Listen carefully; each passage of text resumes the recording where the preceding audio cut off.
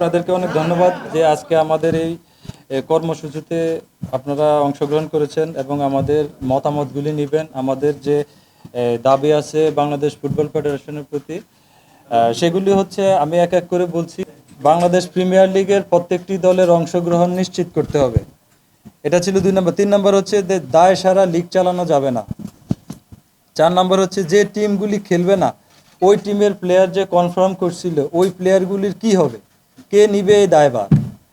আর 4 নম্বর হচ্ছে এই বছর আমরা বিদেশি ছাড়া লিগ খেলতে চাই, বিদেশি প্লেয়ার অ্যালাউ না করার জন্য। 5 নম্বর হচ্ছে যে পৃষ্ঠপোষক প্রতিষ্ঠান ইতিপূর্বে ক্লাবের স্পন্সর ছিল, তাদের পুনরায় ক্লাবের স্পন্সর করার ব্যবস্থা করতে হবে। এবং সর্বশেষ আমাদের যে ছিল যে যুব ক্রীড়া মন্ত্রণালয়ের উপদেষ্টার সাথে সকল খেলোয়াড়ের একটি মিটিং আগামীকালের মধ্যে ব্যবস্থা করতে হবে।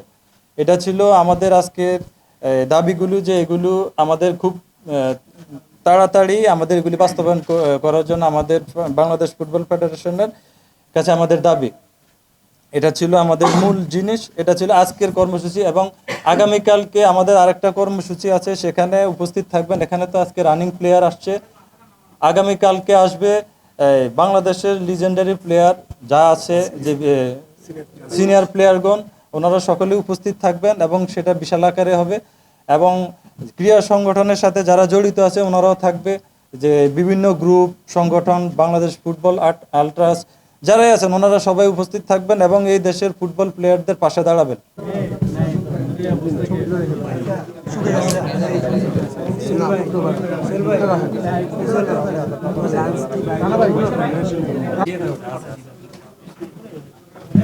ভাই আমরা প্লেয়ার একটু 5টা মিনিট বসে, তারপর আমরা একটু 5 মিনিট কথা বলে নিচে আসতেছি।